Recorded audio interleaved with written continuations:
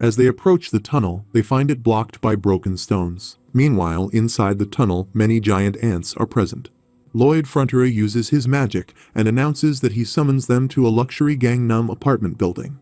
The magic light starts to explode, and he emerges outside the building. He reflects that it would be nice if he had a cool skill like that. After a while, he sits in an office and uses magic on the paper to draw a sketch. He thinks that this is taking forever. The system notifies that the intermediate design level 1 optional skill is printing architectural drawings. He relaxes in the chair and expresses his wish to summon 100 undead workers that he does not have to pay. The system window notifies that if he does not like it, he can always draw it by hand again. He declines, thanking the system, as this skill is the best.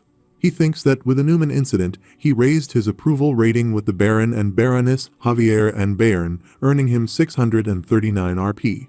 He reflects that with those points, he went on a leveling up spree, gaining all sorts of skills. After a while, he stands outside the tunnel and declares, now then, he needs to dig away in there. Optional skills include intermediate surveying and GPR scanning. He employs his skills to inspect the tunnel's entry points and explains that this skill allows him to see up to 5 meters in depth, enabling him to find a safe path for them.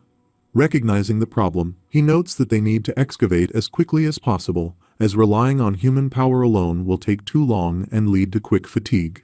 He contemplates that Pipodong is currently bedridden sick from road construction and long-distance jobs. Even if Pipodong recovers, he believes Pipodong would be too large, posing a significant risk. He concludes that's it. That's what he has to do. Pondering random summon games, he notes he has plenty of RP, so he decides to proceed. A magic circle appears in front of him, and Bangul emerges from the circle. Lloyd Frontera examines Bangul and wonders about its purpose, contemplating if it's designed for assassinations and if it possesses poison. He initially finds it seemingly useless from the outside. However, he recalls that Pipodong also appeared hopeless at first, and he speculates that Bangul might have its own uses. Curious, he inquires if Bangul can grow bigger with sunflower seeds, to which Bangul nods. Lloyd Frontera once again asks if Bangul has a special skill, and Bangul nods once more. Lloyd Frontera then requests Bangul to demonstrate his special skills. The scene shifts to a few weeks later. He states, Step 1. At the front of the shield tunneling machine, an enlarged Bangul is excavating and consuming dirt. The system window notifies that Bangul's current skill is chomping dirt level 1. He instructs Javier to get ready, and the system window declares to him that Bangul's current skill, accelerated dirt digestion, is at level 1. Lloyd Frontera considers Step 2 as Bangul launching steel dung. The system window notifies that Bangul's current skill is steel dung launcher level 1. Identifying Step 3 as Javier slicing them into uniform lengths, and Step 4 as creating still segments to support the earth, Lloyd Frontera notes Javier's confusion as he, a knight, questions why he is underground slashing at a giant snake's droppings. Lloyd Frontera deems Step 5 a reality check and exclaims, Great, move forward. They both propel the steel dung.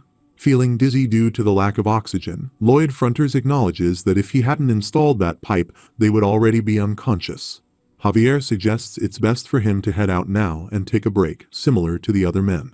Lloyd Frontera rebukes him, stating that as the one in charge, he should be on site if he is in charge. He reflects that in Korea, many bosses show off their titles and they never even bother to show up at the site. He swore that he would never be like that. He would remain on site. Using his eye magic to inspect the tunnel's path, he believes he sees it. Black coal. He announces they are almost there and instructs the men to keep going just a little longer. Bangul affectionately rubs his face on Lloyd Frontera's face. Expressing gratitude, Lloyd Frontera says thanks to him, and they got it done 10 times faster, thanks to him. He then addressed the group, stating that once they reached the coal layer, they would dismantle the shield and enlarge the mining space. Emphasizing the ongoing danger, he warns them not to get complacent. Suddenly, he hears some noise behind the wall, looks at it, and thinks the rock here is solid, so there's no reason for it to cave. He uses GPR scanning to check the other side of the wall. He observes a hole and wonders what that hole is, as it was not there before. Suddenly, a giant ant emerges from the hole to attack, but Lloyd Frontera quickly moves back and falls to the ground due to fear. Javier takes out his sword to attack the ants. Lloyd Frontera uses his shovel to attack the ant and kill it. He reflects that it scared the crap out of him. This is not even in the book, and he asks what this is. He then realizes, wait a minute, why are they just sitting here? Many ants come to attack them. Lloyd Frontera instructs the workers to go out now. Javier and Lloyd Frontera start attacking the ants. Lloyd Frontera wonders how many of them are there, 200 or 1,000. He realizes that if those ants make it outside, their barony is finished. He looks at Javier and wonders if Javier can keep holding them back. Then he thinks, no, impossible. There is not enough oxygen, and without dynamite, the shaft won't collapse. Even if it does collapse, they will dig themselves out in no time. He contemplates what to do next. Javier slaps him and advises him to get a hold of himself, not to be consumed by panic. Lloyd Frontera insists he is not panicking. He is thinking up a plan. Javier urges him to think quickly, as he cannot hold out for much longer. Lloyd Frontera contemplates that an ant nest in black coal is underground. He lights up a fire stick and thinks that's it. He declares they will face the ants head-on and suggests going into the ant nest. Javier thinks it sounds like a ridiculous idea, but assumes Lloyd Frontera must have his reasons for killing the ants. He agrees, saying, let's go. A soldier reports a significant issue, and Arcos Frontera inquires about the wild ants and Lloyd's condition. Opening his cupboard to retrieve his armor, Arcos Frontera is informed by his soldier that he has evacuated the workers, remaining inside with Javier. Sir Bayern is currently preparing to close off the mines. Wearing the armor, Arcos Frontera instructs to release the workers immediately. While Javier combats the wild ants, killing them one by one, Arcos Frontera inquires about the arrival of reinforcements and their remaining distance. Lloyd Frontera responds, urging them to cease communication as he is occupied. He acknowledges that it's advantageous the ants are not leaving the caves, but expresses concern about their encirclement. Simultaneously combating the ants, he believes Javier's endurance is waning in the hot, airless cave, emphasizing the urgency of finding a solution without any delay.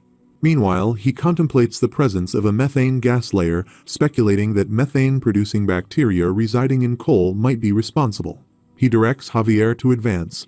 Anticipating pockets of methane gas, he believes that locating it would enable him to detonate the entire colony. As he starts digging, his attention is drawn to what he believes is the methane layer. While digging and observing the methane layer, he instructs Javier to continue slicing up the ants. A massive ant approaches, prompting him to attempt to strike it with his shovel. However, Javier intervenes, swiftly cutting the ant into 2 pieces. Undeterred, he resumes digging at an accelerated pace, accompanied by an unusually loud sound that forces them to cover their ears. Spotting a gigantic ant, Lloyd Frontera questions if it's the queen, noting its enormous size, and readies himself for combat. Turning to Javier, he asks if he can fend off the queen, but Javier declines. Once again, he queries why Javier hasn't informed him despite his attempts. Javier responds that certain things are known without the need for experimentation. Persistently, he questions whether they still possess a choice in the current situation. Lifting his sword, Javier runs forward to attack. The queen retaliates, and he successfully blocks the counterattack. Lloyd Frontera joins the assault, convinced that Javier is managing to hold the line for the moment. Sensing an opportune moment, they both launch an attack on the queen. Simultaneously, he resumes digging the ground and rushes to retrieve the fire stick, instructing Javier to run towards the exit. They flee with the queen in pursuit. Identifying a small tunnel they had traversed earlier, they leap into it. Glancing back, he hurls the fire stick, declaring it a feast for the pursuing queen. As they descend, he observes the queen approaching, and a detonation ensues, engulfing the queen and some other ants in flames. Javier ascends to rescue him from the fire. After some time, Arcos Frontera arrives at the scene with his soldiers positioned outside the cave. Witnessing the explosion, his father becomes concerned and rushes to rescue his son. However, one of his soldiers restrains him, advising against putting himself in danger. Meanwhile, inside the cave, both individuals lie on the floor, experiencing ear pain due to the blast. Lloyd Frontera comments that his plan appears to have succeeded, acknowledging Javier's role in shielding him from the blast. Holding Bangle, he expresses regret over what happened to him because of Javier. Lloyd Frontera notes the potential collapse on their side, attempting to rise but feeling dizzy. The system notifies him of depleting oxygen levels. He acknowledges the situation, emphasizing the need to expedite their exit. However, he realizes that they must traverse a path requiring him to dig for more than 15 feet, causing a rapid decline in his oxygen supply. He inquires about other options and declares that he must dig for Javier and Bengal, resuming his excavation. Javier attempts to open his eyes, struggling to see, while Lloyd Frontera insists that they will escape together regardless of the challenges. He asserts his responsibility for both of them. The system notifies that Javier is moved by Lloyd's determination not to give up, resulting in a 6-point increase in approval rating, earning 108 RP. His current RP total stands at 157, with his remaining oxygen decreasing. Recognizing it as a now or never situation, he decides to try, acknowledging the potential risks. The oxygen level issues a warning, prompting him to instruct the messenger to search for a skill he can upgrade. The system notifies him about scanning pre-existing skills while a magical circle appears around him. The system notifies him about his skill identified as absorbing mana from the surroundings, another skill processing absorbing mana, another skill amplification of absorbed mana, and the system notifies that he can combine these skills into the skill SSS core technique. Lloyd Frontera thinks that even after the duel against Newman, he practiced any chance he got, whatever he learned how to do, he can now improve that skill. He clicks on the yes button and sees it takes 10 RP points and thinks absolutely yes. The system notifies him that the advanced skill SSS core technique single circle level 5, while a small shining circle appears and covers his heart. He thinks he feels it, and it's too bad he doesn't have a mana heart, but he can definitely feel the mana circle. Meanwhile, the system notifies him that mana has amplified to 120%. He usually thinks that the skills they possess can improve only a little bit even with lots of hard work. However, he has RP. The system notifies him that the SSS core technique level up skill and 10 RP are needed, and his current RP is 142. He thinks he can blow it up to huge levels in no time, and selects the level up skill option. He thinks let's go, he's going all in on this, and the system notifies that SSS core technique single circle is now at level 6, with his mana amplified to 125%. He thinks that it costs 5 RP every time he levels up, and the system notifies him that the SSS core technique single circle is now at level 8, then at level 9, and finally at level 10. He wonders if the required RP increases exponentially. He thinks no, he has no other choice right now. He needs to level this up all the way. The system notifies that his skill has upgraded, and the SSS core technique double circle is now at level 1. His mana amplification has reached 200%, and the required RP to level up is 100 points, with his current RP being 7. He says he has something else to tell him, the thing he had when he leveled up his surveying and design skills. The system notifies that optional skill 1 Energizer allows him to move for 10 minutes without experiencing fatigue, and its limit is that he can only use this once per day. The system also notifies him about another optional skill, Latent Power Surge, which allows him to triple his mana amplification for 20 seconds, and its limit is that he can only use this once per day. He declares here they go while squeezing his shovel and utters Energizer before digging with full force. His oxygen depletes rapidly, and he desperately hopes to find even a tiny hole as he digs swiftly. His oxygen falls, and he continues digging, aiming to see just one small opening. He believes he sees the end and keeps digging while glancing at the unconscious Javier and Bengal. As his oxygen approaches its end, he becomes exhausted and his shovel falls. The system notifies him that the Energizer has reached its 10-minute time limit. In response, he activates a latent power surge and resumes digging. Frustrated, he thinks damn it, it needs 20 seconds, as his oxygen reaches its limit, causing him to collapse. Feeling the brevity of the moment, he reflects on his desire to live the nice, sweet life of the son of a country aristocrat. Attempting to rise, Lloyd Frontera is approached by Piporong. He looks at the hamster and realizes it's about oxygen. Encouraging himself, he exclaims, "Come on, the sweet life of a nobleman's son awaits him," and resumes digging. At night, Arcos Frontera and his soldiers enter the cave in search of them. Bayern warns that it is dangerous to proceed, leading him and others to turn back. Arcos decides to press on to the end. Lloyd places Javier on his back and attempts to leave the cave. The system notifies that Lloyd was able to overcome his physical limitations in an extreme environment through impressive improvisation. The experience has a strong effect on his SSS core technique. The system also notifies him of an optional skill. power-saving mode, allowing him to use the SSS core technique, albeit weakly, even in extreme exhaustion. Witnessing them, his father rushes towards them. Lloyd Frontera loses consciousness and falls into his father's arms. They are taken to the palace. After a while, a person in the village speaks to his friend, mentioning Lloyd Frontera. He admits that he initially thought Lloyd was just a troublesome drunk, but he had misunderstood.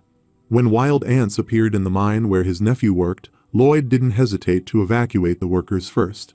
The speaker goes on to share that he heard Lloyd and Sir Javier confront the ant colony together, successfully eliminating all the ants. The other person agrees, adding that Lloyd carried Sir Javier out on his back, even though Lloyd himself was half dead. They remark that he has completely changed from the Lord Lloyd Frontera they knew.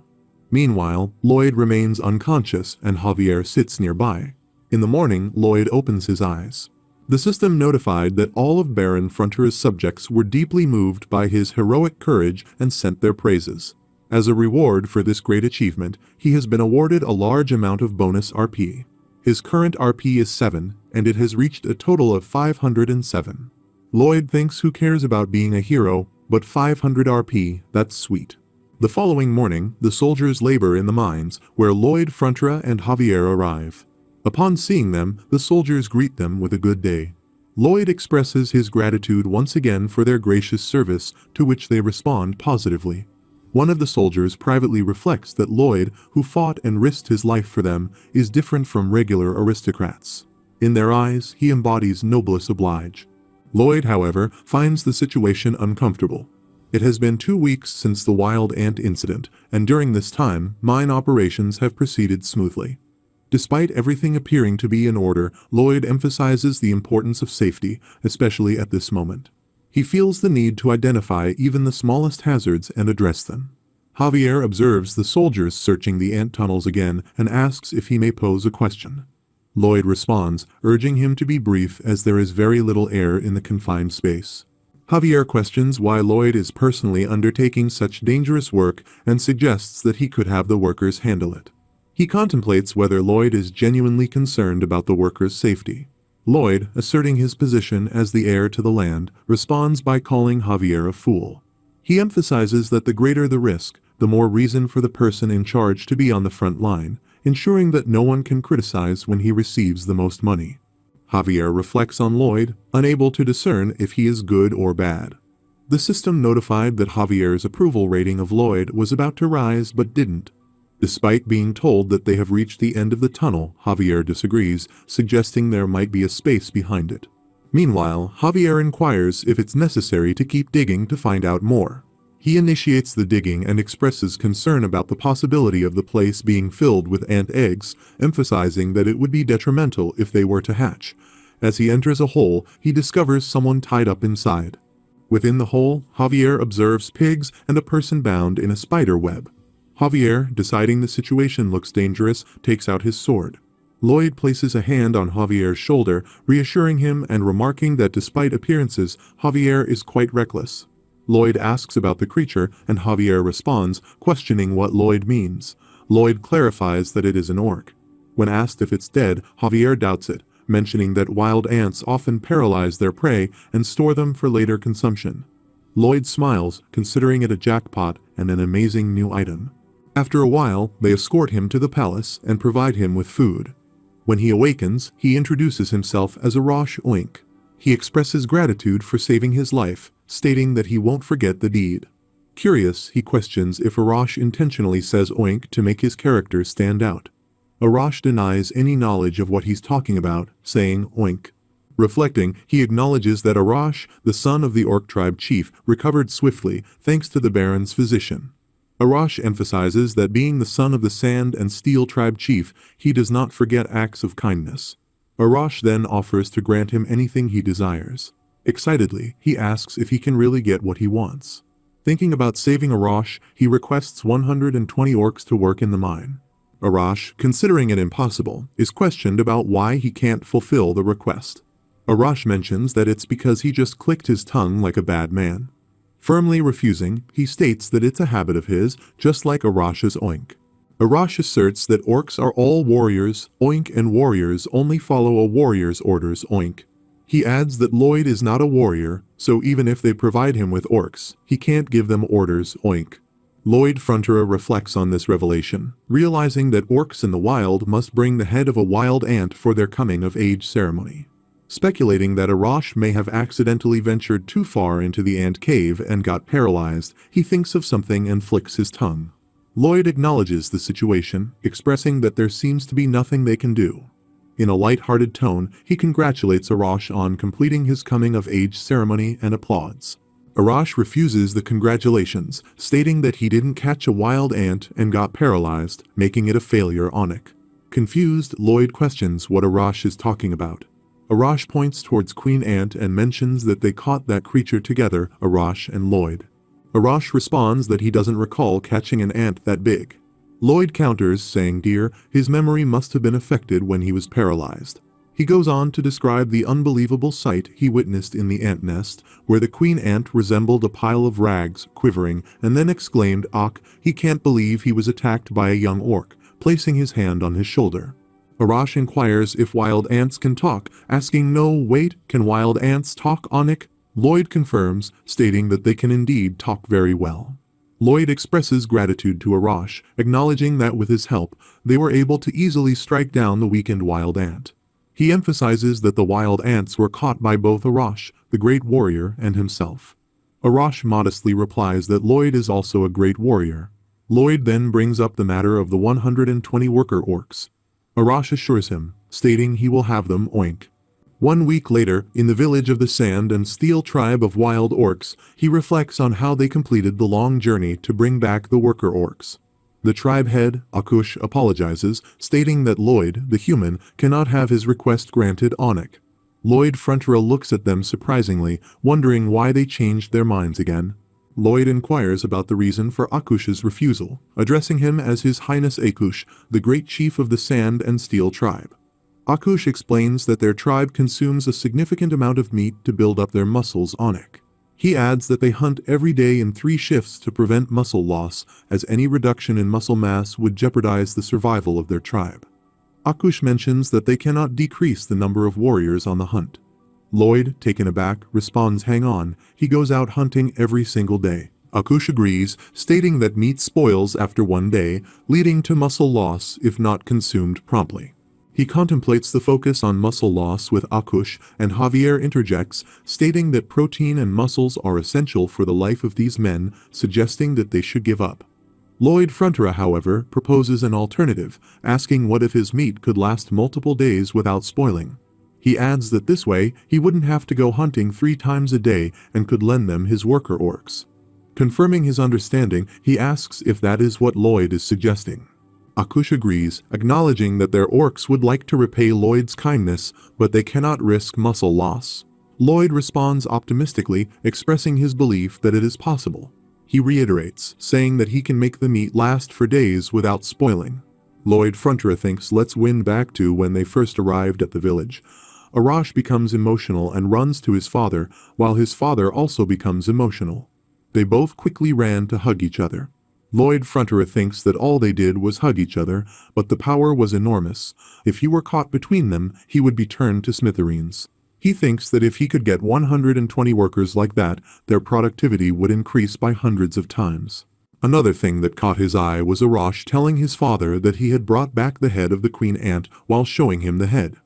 Akush and his other tribe members become so excited, and his father says he is so proud of him, calling his son fantastic. In celebration, today will be a grueling leg day, while the other tribe members hold heavy things and perform leg exercises. Meanwhile, Lloyd Frontera looks at them and wonders what they are doing with those priceless objects. He thinks they probably pillaged some village or just picked them up somewhere, but they don't see them as anything more than fitness tools. He mentions that's why he made a contract with the tribe chief to get the worker orcs and their treasure. Javier explains that the contractor will build a bingo for the client, and the contractor will receive the fitness tools as payment. However, fitness equipment made of stone will be provided in their place, as he reads the contract. Lloyd asks what this is bingo and thinks of yet another thing he has neither seen nor heard of. He replies that he knows how, at the royal palace, some mages use ice magic to preserve food. He mentions that this is like a building that can achieve the same effect, but without the aid of magic. Javier inquires about where he learned such techniques, and Lloyd responds that he acquired the knowledge at a student society. Javier seeks clarification on what a student society is, and Lloyd declines to explain, expressing surprise at how much Javier doesn't know. Lloyd continues, emphasizing the need for granite to build the Sitpingo, describing it as an extremely strong rock. Javier comments that it doesn't seem easily detachable. Lloyd agrees, acknowledging its hardness, but suggests they have an alternative to dynamite. He turns toward Javier with a plan in mind. Javier, realizing he might be used as a substitute for dynamite, recalls a significant episode from the book Night of Blood and Iron involving Namoran's Wall, a city trapped within a powerful evil magic force field. Inside the city are thousands of refugees that Javier needs to save. As Javier gazes at the evil magical wall, he prepares himself for the upcoming challenge. By then, Javier had already attained Sword Master status and could form up to 4 mana circles. However, even he could do nothing but helplessly watch as the refugees had their mana sucked out of them. He felt the urgent need to save them, even if it cost him his life. Without realizing it, he created his lethal skill, forming 1 circle to protect the main mana heart, and a flash appeared. The remaining 3 circles were smashed together as Javier ran to attack the evil magical wall, unleashing his mana blasts and breaking through that formidable barrier. Lloyd Frontera reflects that from that moment onward, the mana blast would become one of the Knight of Blood and Iron's signature moves, along with the SSS core technique. Meanwhile, he inquires whether Javier thinks he can do something like that. Javier responds by asking him how he knows about things like this. He insists that it was just a thought that occurred to him and urges Javier to look into his eyes, questioning if they appear like the eyes of a liar. Javier agrees, stating that they do look like the eyes of an extremely annoying liar. He adds that his little Javier's heart is rather dark and suggests giving it a try, expressing excitement at the prospect of his swordsmanship evolving. Javier acknowledges that he is doing this to get something out of him. He responds casually, stating that he just wants what he wants, framing it as a win-win situation. Javier concedes that if it is indeed possible, it would be beneficial for him as well, so he agrees to give it a try. He smiles, contemplating the potential increase in productivity if this works out. Javier grips his sword and attempts to create a hole in the rock. He concentrates, forming 1 circle to protect the mana heart, and then mobilizes the remaining 2 circles. He commands the power to materialize and thrusts the sword into the rock, resulting in a bright flash emanating from the hole. He believes he succeeded on the first attempt. Javier emerges from the smoke, walking toward him with torn clothes and injuries. Javier inquires if he anticipated this outcome as well. He stops Javier, denying any anticipation, and apologizes sincerely. Javier remarks that regardless, his thinking proves to be correct this time as well and questions if it is now time for him to do some work for him. The system notifies him that Javier is grateful for his teaching, and his approval rating has increased by 3 points, reaching -11. Additionally, he earned 54 RP for improving his relationship with a key character, bringing his current RP to 561. Meanwhile, Javier mentions that, as he well knows, he is a knight, and he trains with his sword to protect his master, not to use it for construction. He grumbles, and Javier just looks at him and smiles. He tells Javier that he doesn't have to thank him. Javier turns, looks at him, and clarifies that he was not thanking him at all. Lloyd Frontera thinks that after that, construction went at a lightning pace. Javier sliced up blocks of granite while Pipadong transported them. Akush arrives and advises against picking it up like that, stating that they might throw their backs out. He instructs them to move and insists on showing them how it's done, waving his hand as a soldier attempts to hold a heavy block. He realizes that the orcs took up the job on their own, acting like some gym addicts, even though he didn't ask them. The tribe members quickly transport blocks to the mines, and one of them remarks that it's such a good workout, while another states that this is killer. Lloyd Frontera and his workers sit and observe them. Lloyd Frontera wipes his sweat with a hand fan, thinking that at this rate they will finish 5 times faster than planned. Now all they need is some ice and insulation. He says to Javier those 5 men they sent out to fetch the insulation, how many days has it been? Javier replies 3 weeks to the day. Lloyd Frontera asks is not more than enough time for a trip there and back. Javier suggests one of 2 things may have happened. Either the men are being lazy and taking their time, Lloyd Frontera responds something must have happened to them and stands up. He says let's go look for them. Meanwhile, Javier blocks his way and requests permission to complete the mission on his own. He emphasizes that they don't know what misfortune has befallen the team, and the heir to the estate should not take that risk. Javier asks how many times he has to be told, asserting that he is the man in charge and is responsible for all his workers. Then he should let them go. As they move forward, he notices a glove and some straws. He picks them up, realizing that the glove is the special one he had made for their men, and the straws are for insulation. Javier calls him, and he inquires about what he found. Javier looks around and points out something unusual towards the Proja Gorge. He also stands up and asks how so. Javier mentions that the flow of mana seems unnatural, he supposes, and the feeling is very faint, so he is not entirely sure. He thinks about Proja Gorge, recalling an episode in The Night of Blood and Iron about it. He tells Javier to let go, stating that there's no time to lose. He asks if there is any suspicion, shouting that their men may already be dead, and he runs, leaving Javier in shock. As they move forward, they find more straws. Lloyd Frontera sits down, takes them, and stands up again, realizing that they have reached Lupulin's dungeon near the entrance of the mine. He recalls this place from an earlier encounter with Javier in the book, thinking it was the secret hideout of the dark sorcerer named Lupulin Dungeon. He reflects on how daring it is for someone to lay a hand on his property, considering it a violation of his property rights, and believes even the death penalty would be generous. They enter, and Javier requests him to follow behind. He tells Javier to wait and grabs him. Javier notices a magical circle under his feet, and a blast occurs. Javier asks if it's a magic booby trap, and he replies, asking if he's sure he's a knight. He questions how he cannot consider the possibility of traps like these, recalling from the book that Javier gets caught in the first trap, but in their situation Javier doesn't get caught again. Meanwhile, he observes that the flow of mana in this area seems a bit off. He suggests trying to focus on being more in tune with that sense, explaining that mana typically has a uniform concentration in the air. Thus, where a booby trap is planted, there will be an unnatural cluster of mana. Javier picks up on the mana signal and walks forward, indicating the direction by saying this way. Lloyd Frontera smiles, acknowledges, and follows him, commenting on Javier's proficiency in this skill. Javier thinks to himself that Lloyd Frontera always evades a straight answer with lies, but there is no doubt that Lloyd Frontera knows exactly what is happening now and what will happen in the future.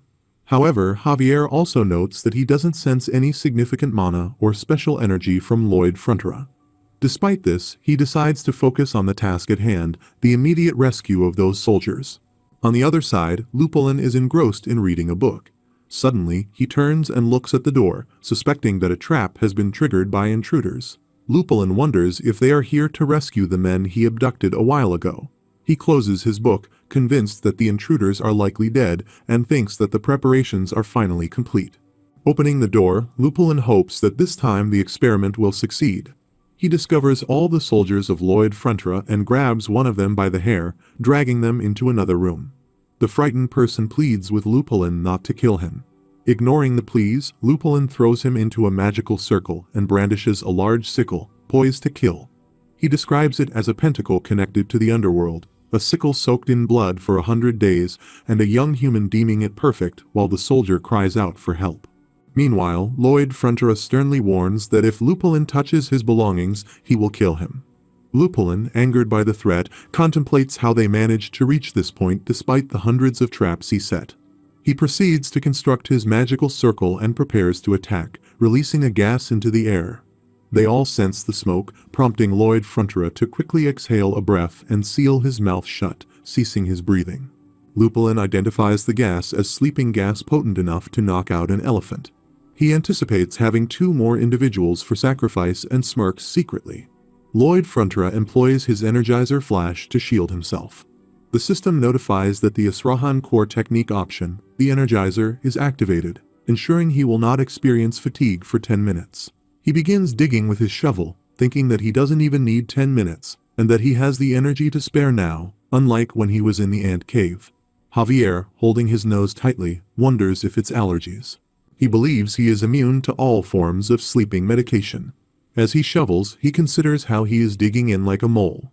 He quickly digs, thinking about mocking Javier about this the next chance he gets.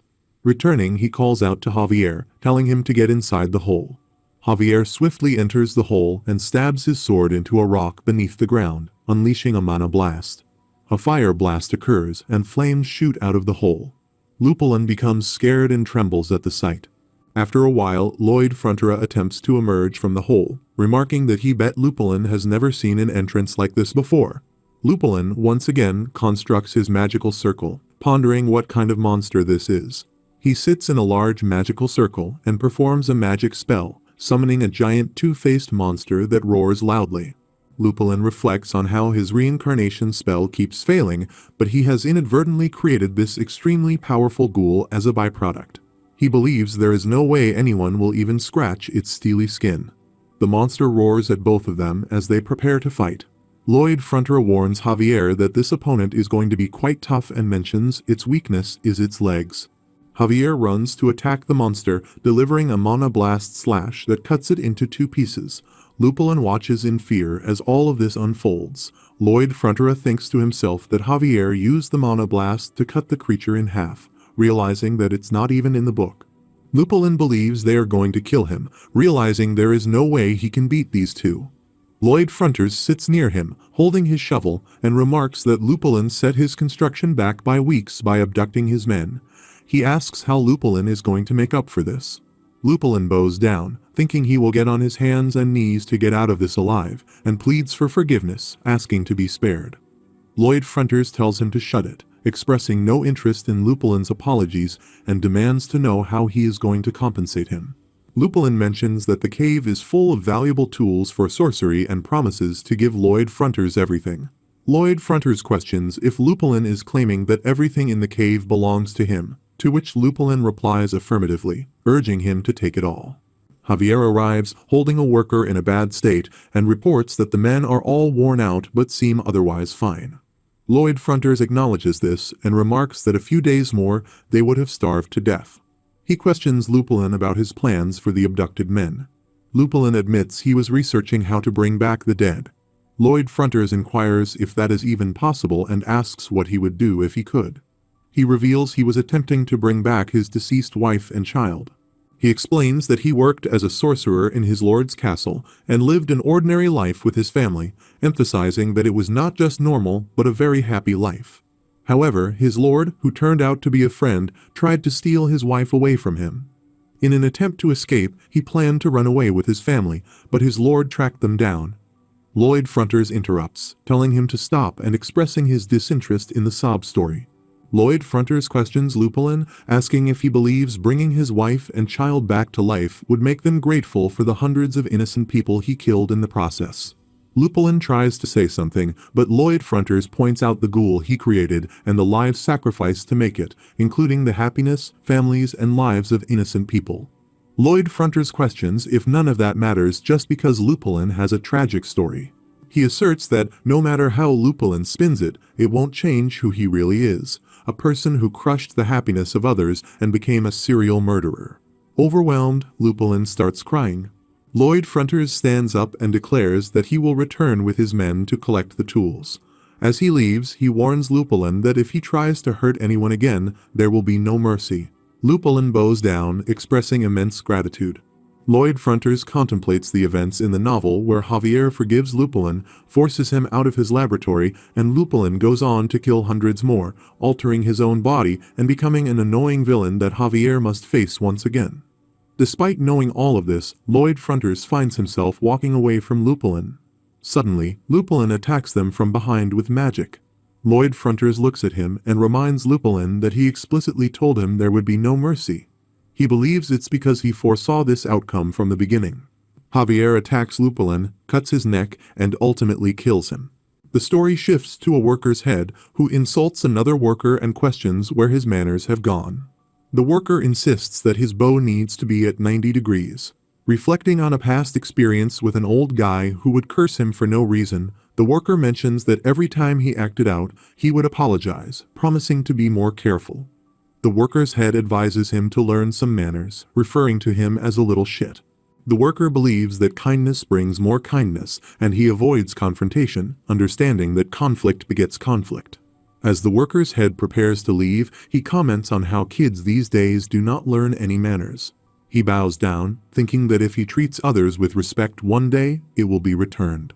Despite the provocations, he holds back each time, maintaining a positive mindset. The scene shifts to the next morning as the worker greets his head with a cheerful good morning. However, the head worker responds by again abusing him, questioning why he is shouting and claiming he almost broke his eardrum, referring to him as a little prick. The worker believes the head underestimated him, taking him for a weak pushover. Dismissing the insults, the head worker calls him pathetic and moves to leave. Frustrated, the worker tries to ignore the provocations, thinking that letting it go will bring an end to the situation.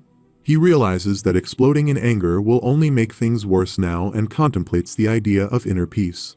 Despite his efforts, the head worker laughs and suggests that his parents must be ashamed to have a kid like him. Unable to contain his anger, the worker places his hand on the head worker's shoulder, calls him, and delivers a hard punch to his face.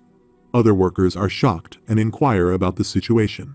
The worker continues to punch the head worker repeatedly and then kicks him. In the midst of the brawl, he reflects on the consequences, thinking that he is now in trouble. Other workers intervene, catching him and putting an end to the fight. The head worker instructs them to knock it off, stating that it's enough. The worker, reflecting on the aftermath, wonders what will happen next. As the day progresses, he resumes working on the construction site.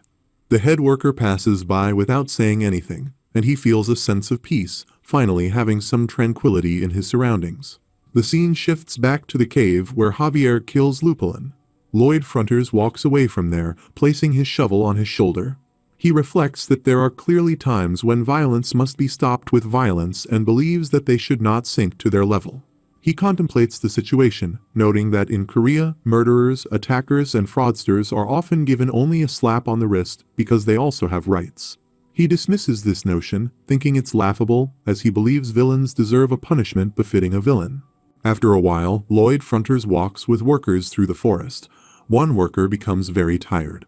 Lloyd Frontera looks at him, expressing concern that he is about to pass out, and hands him his bags.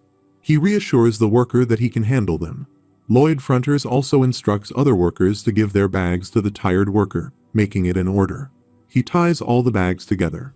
Despite protests from a worker who suggests they will carry them, Lloyd Frontera puts the bags on his back and sternly states that if he hears another word, no one will receive a bonus. He emphasizes, "Now let's go," and the workers all become emotional. Javier contemplates whether Lloyd Frontera doesn't want more weight for them to carry or if he genuinely worries about them. Uncertain of the reason, he acknowledges that, for these men, it doesn't matter right now. He believes that for them, Master Lloyd Frontera is a leader they can trust and follow. The system window notifies that the rescued soldiers have been deeply moved by his actions, and through their words, this touching episode will soon spread far and wide. It asks if this was a challenging experience. He questions the notion of a rewarding experience, stating that if the reward is not money, he is not interested. After a while at Siak Bingo, Arash stands in a jail, addressing the fact that this is Siak Bingo. Lloyd Frontera and Javier also stand there observing him. Arash remarks that it is only a little cooler than outside, causing the meat to spoil and resulting in muscle loss. Lloyd Frontera acknowledges this, noting that the place is still ongoing and there is no ice yet. Arash questions the lack of ice in the hot wasteland, to which Lloyd Frontera suggests making some. Arash asks how, and Lloyd Frontera replies with a smile, saying they can find a way somehow. The system window raises doubts, questioning if they brought back a conman, Oink, and suggesting that the story about the Queen Ant might also be a lie if Arash is more stupid than they thought. Lloyd Frontera internally dismisses these thoughts, telling the system to shut it, asserting that he never considered Arash a fool and emphasizing that Arash is a very important pushover customer. The system persists, stating that those thoughts are not his. Arash, on the other hand, believes that Lloyd saved him, and that he should not consider Lloyd a bad man. He moves up the stairs and says to let him know if he needs any help. Lloyd Frontera waves toward him and assures him that there's nothing to worry about, they will be done soon. Javier, curious, asks how Lloyd Frontera plans on making ice. Lloyd Frontera looks at him and acknowledges that it's a good question, asking for suggestions. Javier interprets the look as meaning Lloyd Frontera really needs a plan. He confronts Lloyd Frontera, pointing out that he made a contract with them without a plan and questioning if he was planning to defraud them. Lloyd Frontera responds by stating that unsuccessful people often find numerous reasons not to do something, using excuses like they can't do this or that because of various reasons. He emphasizes that successful people, on the other hand, start things and figure them out somehow, which he identifies as innovation. According to him, that is the mindset of an entrepreneur. Javier is skeptical and thinks there is no way, not a chance. Those people are 1,000 times more likely to fail than succeed. After a while, he sits on the mountain edge and contemplates something. He considers the idea of first making a giant ice cube mold. Once Pipadong and Bangle retrieve water from the lake to fill the mold, they will be ready to proceed. He reflects that in this world, there is ice magic. He ponders how ice magic works, thinking that through magic, individuals manipulate mana to change its arrangement at will. He recollects feeling this every day during his training in absorbing mana. Acknowledging that there are different types of mana in the natural world, each with other properties, he envisions taking that mana and changing it in a specific way to create magic. However, he admits that he does not know how to wield mana at will. After a while, Lloyd Frontera, along with Pipadong and Bangle, guides them, saying, "This way over here." He presents a water pot and contemplates that he can do something similar. Placing his hand in the water, he employs the SSS core technique and starts absorbing mana. He intends to drink only the warm mana and leave behind the cold mana, but realizes he did it the other way around and tries again, acknowledging that it's more challenging than he thought. Javier stands behind, observing everything, and reflects on the mindset of starting things and figuring them out somehow. He finds it irresponsible and reckless. At least, that's what he initially thought. However, he notices Lloyd Frontera figuring out a way as if he's showing off, and he realizes there may be no stopping him. Lloyd Frontera harnesses his power. The system window notifies that he has developed a new application for the SSS core technique, leveling up the skill to SSS core technique double circle level 2. The scene shifts to a few days later. People of the Sand and Steel tribe observe the ice block and remark that Lloyd Frontera made ice. Lloyd Frontera states that all they need to do now is put in the insulation, and they are done. Akush expresses amazement, noting that now they won't have to throw out any meat. Arash adds that they won't have to hunt every day, and in celebration, today will be a triceps day, and everyone will be called to the square. Reflecting on the situation, Lloyd Frontera thinks about the mindset of an entrepreneur. Javier agrees, acknowledging that he is right. The leader of the tribe expresses deep gratitude to Lloyd Frontera, the human. Lloyd Frontera modestly responds that they are too kind, as he was merely fulfilling the terms of their contract. The system window notifies that Lloyd Frontera receives 120 orc workers. Akush, a member of the tribe, emphasizes that orcs are different from humans. They don't take things for granted just because of a contract. He states that when they are grateful, they show it. Therefore, Akush from the Sand and Steel tribe makes a vow to Lloyd Frontera. He declares that from this moment, they are considered family. Lloyd Frontera and the Sand and Steel tribe. They perform some moves and proclaim themselves blood brothers. Lloyd Frontera is shocked by this gesture. Akush adds that the Fronteras are their friends and an enemy of the Fronteras, an enemy of their tribe.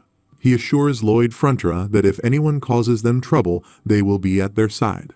The system window appears in front of Lloyd Frontera and notifies him that the tribe has opened up, accepting him as a true friend. The Orc tribe's approval rating of him has risen, increasing his RP, and he receives a special bonus RP for helping the tribe open up, bringing his current RP to 611. In response, Lloyd Frontera exclaims, "Long live the Sand and Steel tribe."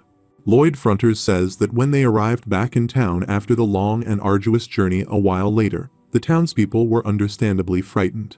He reflects that it's no wonder, with 120 frighteningly muscly orcs entering the town, he should issue an announcement to try and quell their fears.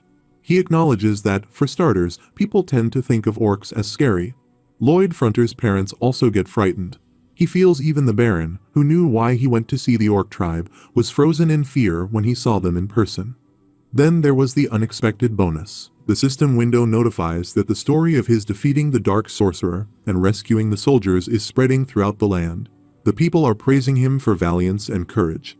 It notifies that there is a bonus RP for a special achievement, plus 300, bringing his current RP to 911. He thinks of forgetting the praise but comes to Papa, RP, and first things first, the Baron said he would find some wealthy merchants for the orcs' exercise equipment, and now all they have left to deal with is the Dark Sorcerer's tools. After a while, Lloyd Frontera sits, holds a fire magic ball, and checks some books. Javier stands behind him and asks if there is anything of monetary value. Lloyd Frontera responds that he is not sure and is looking first to see if there is anything they can use before selling it. He spots a book and thinks, what's this? He mentioned that he needed to head to his place and would leave Javier to tidy up the rest. After a while, he runs toward the cave and asks where Tords is. He mentions that he was looking for him. Lloyd Frontera points to him and shares some good news. He asks if Tords remembers the terms of their contract, specifically the part about working for 520 years. Tords confirms that he does. Lloyd Frontera remarks that, upon reflection, that clause was ridiculous and a joke. However, he assures Tords that he doesn't have to worry anymore. He shows him an article in the book and says, here, there's a spell that can turn a corpse into a ghoul he can control. He exclaims that it means he can work the whole 520 years and asks if that is not exciting or sounds fun. Tords does not say anything. He asks if he is the only one excited about this. He tells him to smile, but Tords starts crying.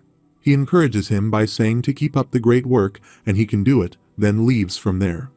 The system window notifies that the rules of the underworld are impressed by him and would like to offer him a position. He thinks of shutting it. What did he do wrong? He happily runs from there. After a while, he walks into a castle and thinks now he needs to discuss some things with the Baron. He checks a room and notices he is not there.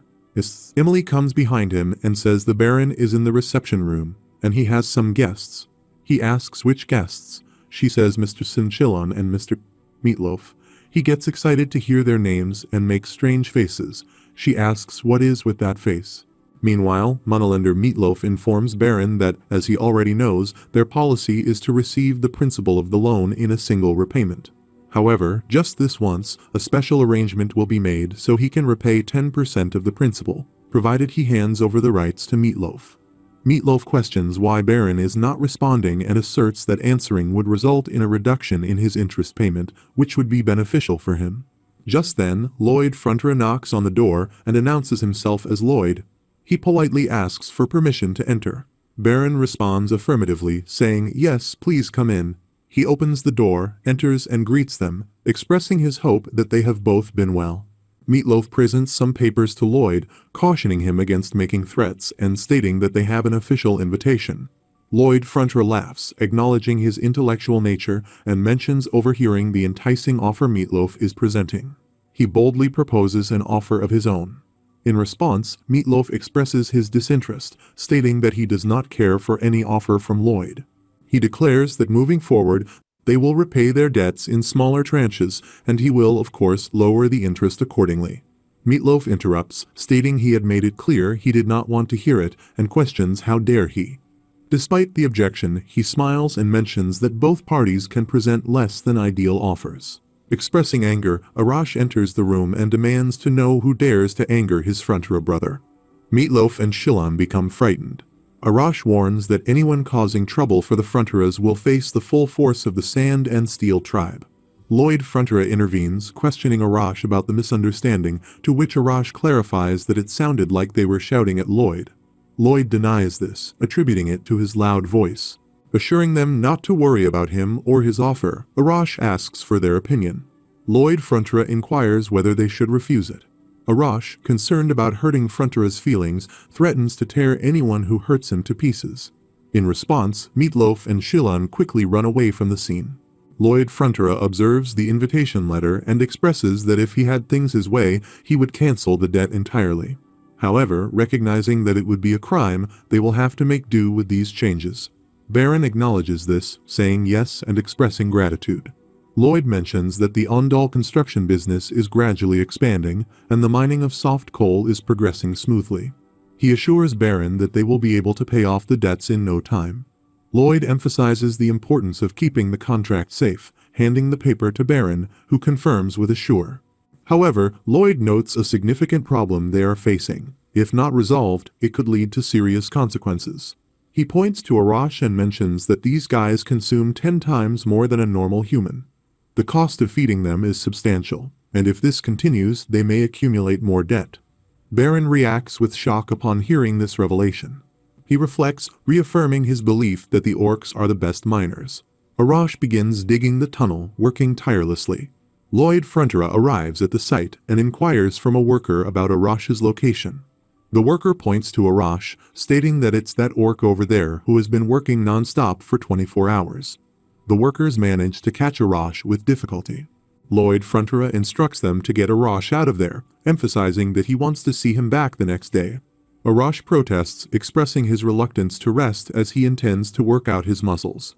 He believes that the orc's remarkable fitness and insatiable desire for a workout have resulted in a productivity increase of more than tenfold.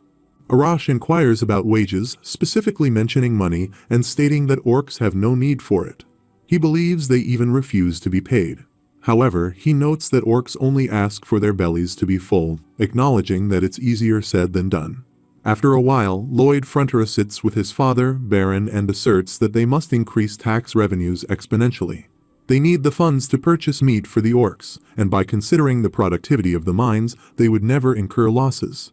Baron acknowledges the point but expresses concern for the people's current struggles, emphasizing that raising taxes is challenging for them.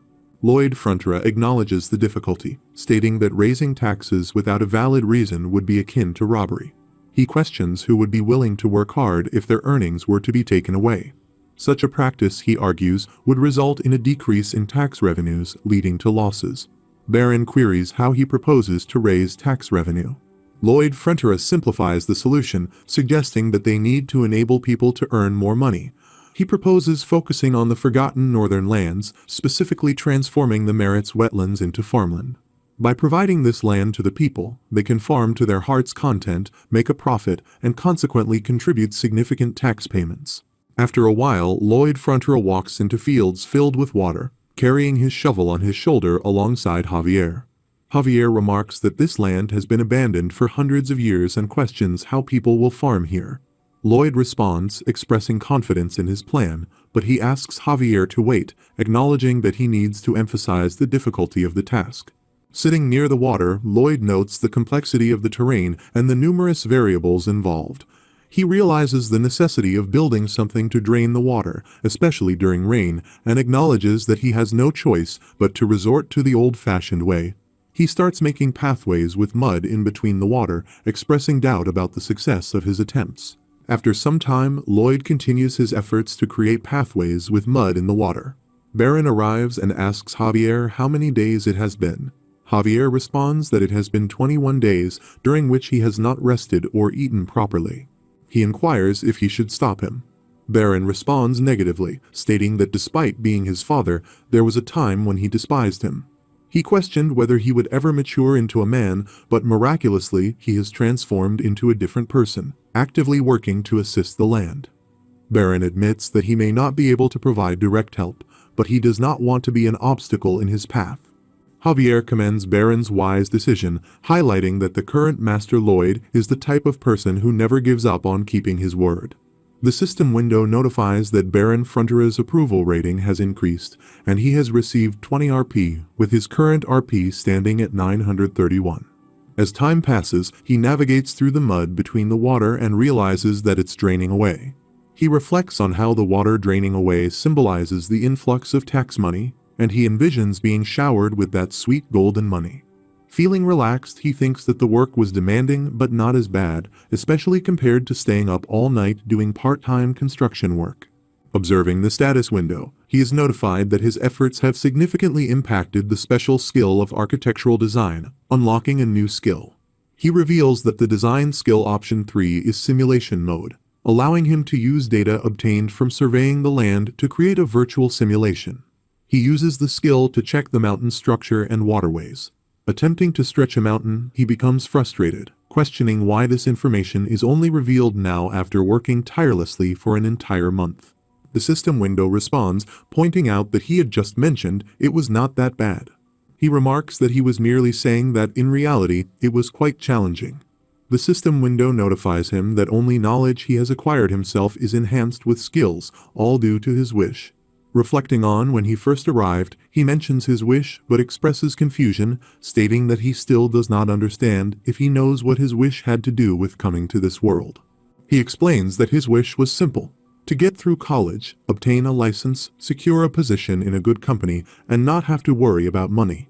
The system window counters, stating that those were merely goals, while a wish is something much more intense, transcending all time and space. He dismisses the seemingly nonsensical conversation, saying that they should stop and get back to the numerous tasks he has at hand. He then calls Piporong and Bangul, asking if they would like to meet a new friend. The scene shifts to the next morning as he stands in the fields, announcing the first stage of the Merit's Wetlands Reclamation Project. He states that he will need 2 individuals to eliminate all the water from the wetlands. Piporong and Bangul both react with shock to the challenging task ahead. Acknowledging that the job is too big for just the 2 of them, he places Piporong and Bangul on the floor, explaining that he is going to introduce them to some new friends. Determined, he decides to use all the RP he has to summon as many allies as possible, requesting the system window to show him the summons game screen.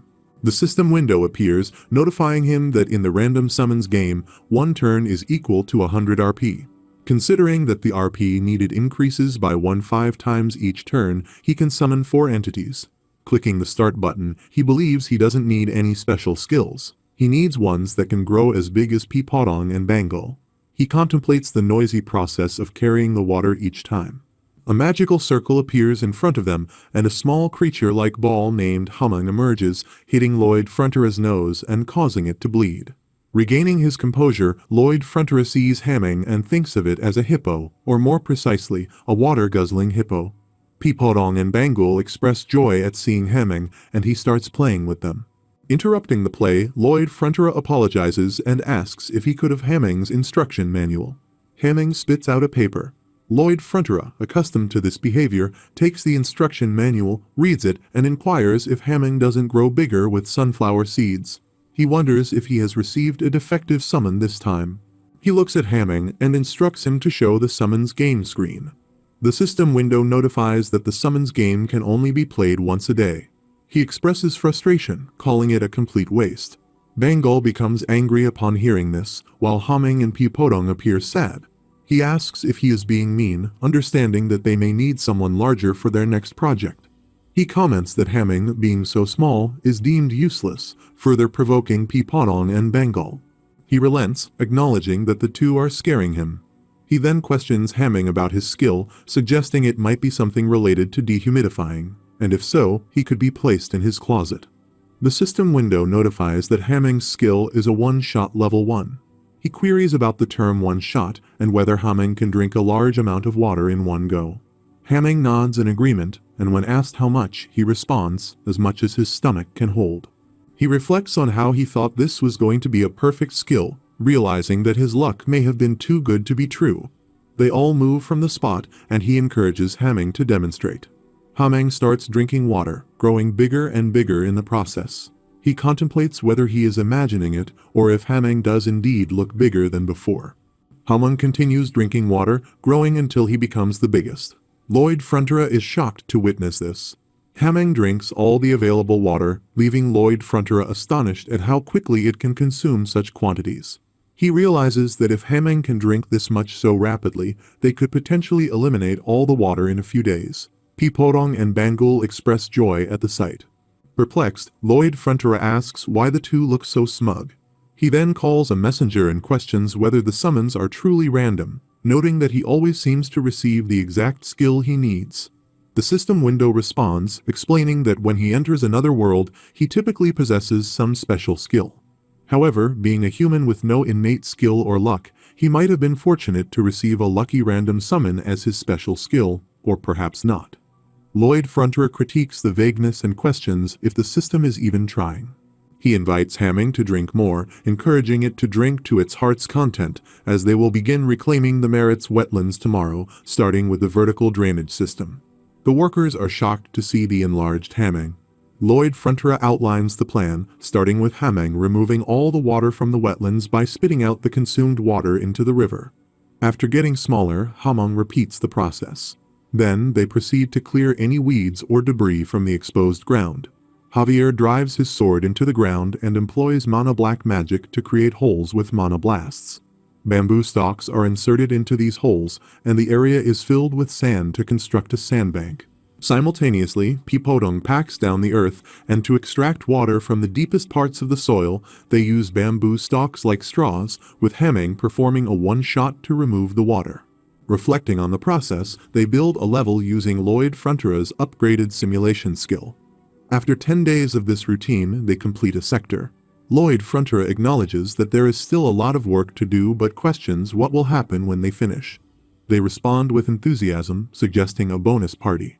Lloyd Frontera agrees, saying, "Alright, let's go," and they respond with determination, saying, "Let's do this." Javier looks around, realizing that the former wasteland is genuinely transforming into farmland. He contemplated when he started being involved in this project, finding it almost natural. Reflecting on his previous duties, he wonders what they were. Lloyd Frontera arrives, calls Javier, and hands him a bag of seeds. He instructs Javier to plant the seeds over there and take care of them. Javier, questioning why a knight like him should do such a task, is told it's to eliminate pests and save the land. Agreeing, Javier starts planting the seeds, thinking about how he has been pulled into this once again and resolving to find a way out next time. Baron Frontera arrives with his wife, observing the transformation of the wetlands into farmland. He remarks that not only he but also the people in the area must view this as a miracle. The workers appear happy with their work and notice Lloyd Frontera with a smile. The system window notifies that everyone in the Frontera barony feels deep awe and respect for the miracle he has performed. For this great achievement, he has been awarded a large amount of bonus RP. The notification indicates that the bonus RP for the special achievement is plus 450, bringing his current RP to 1281. He is pleased to see the updated RP. After a while, the seeds grow and transform into plants, with Javier watering them and smiling. Lloyd Frontera remarks that now all they need to do is build a water wheel, and they will truly be done. He inquires about the water wheel, prompting Lloyd Frontera to explain that it is needed to remove water when the rains come. Otherwise, all the reclaimed land will be underwater. He mentions that his engineers should be arriving soon. Suddenly, they spot a caravan approaching from the side.